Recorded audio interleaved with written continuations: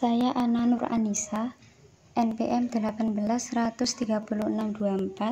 Di sini saya akan menjelaskan tentang pandangan Kolb terhadap belajar. Kolb, seorang ahli penganut aliran humanistik, membagi tahap-tahap belajar menjadi 4, yaitu tahap pengalaman konkret, tahap pengamatan aktif dan reflektif, tahap konseptualisasi, dan tahap eksperimentasi aktif. Yang pertama, tahap pengalaman konkret. Pada tahap paling awal dalam peristiwa belajar adalah seseorang mampu atau dapat mengalami suatu peristiwa atau suatu kejadian sebagaimana adanya. Ia dapat melihat dan merasakannya, dapat menceritakan peristiwa tersebut sesuai dengan apa yang dialaminya.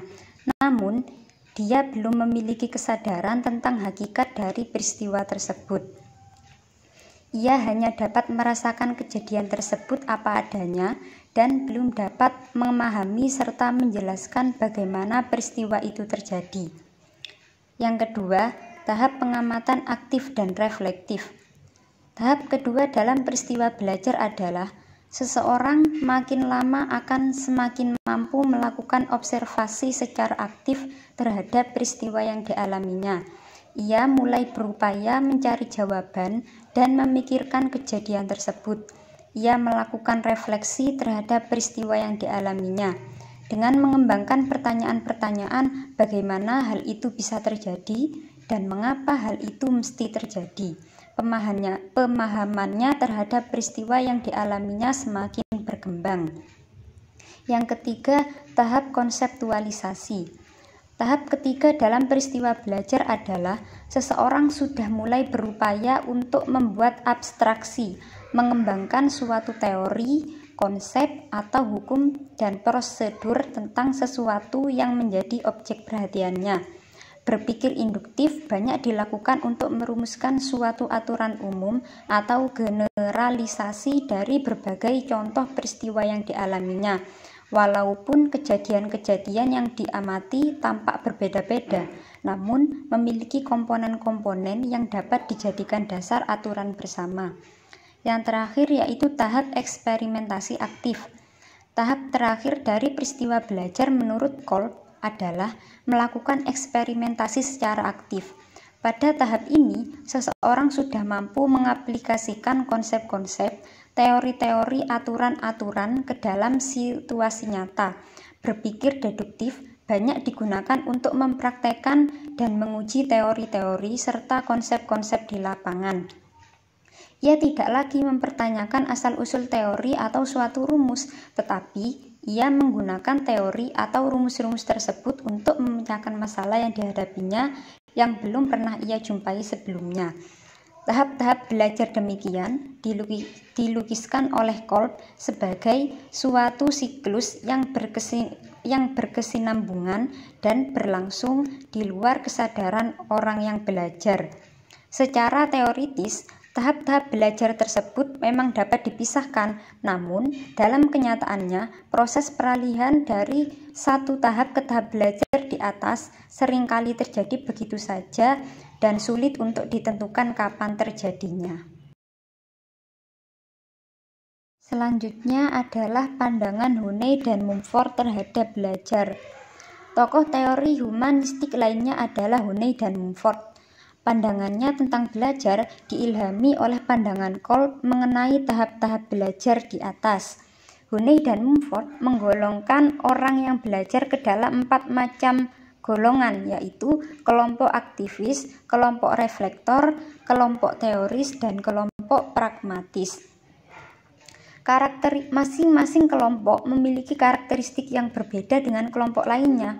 Karakteristik yang dimaksud adalah yang pertama, kelompok aktivis. Orang-orang yang termasuk ke dalam kelompok aktivis adalah mereka yang senang melibatkan diri dan berpartisipasi aktif dalam berbagai kegiatan dengan tujuan untuk memperoleh pengalaman-pengalaman baru.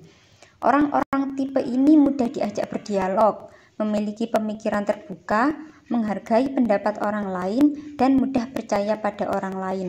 Namun, dalam melakukan kegiatan seringkali kurang mempertimbangkan secara matang dan lebih banyak didorong oleh kesenangannya untuk melibatkan diri. Yang kedua yaitu kelompok reflektor. Mereka yang termasuk dalam kelompok reflektor mempunyai kecenderungan yang berlawanan dengan mereka yang termasuk kelompok aktivis. Dalam melakukan suatu tindakan, orang-orang tipe reflektor sangat berhati-hati dan penuh mempertimbangkan pertimbangan-pertimbangan baik, buruk, dan untung rugi. Selalu diperhitungkan dengan cermat dalam memutuskan sesuatu. Orang-orang demikian tidak mudah dipengaruhi, serta mereka cenderung bersifat konservatif. Yang ketiga yaitu kelompok teoris. Lain halnya dengan orang-orang tipe teoris. Mereka memiliki kecenderungan yang sangat kritis, suka menganalisasi, serta berpikir rasional dengan menggunakan penalarannya. Segala sesuatu sering dikembalikan kepada teori dan konsep-konsep atau hukum-hukum. Mereka tidak menyukai pendapat atau penilaian yang bersifat subjektif.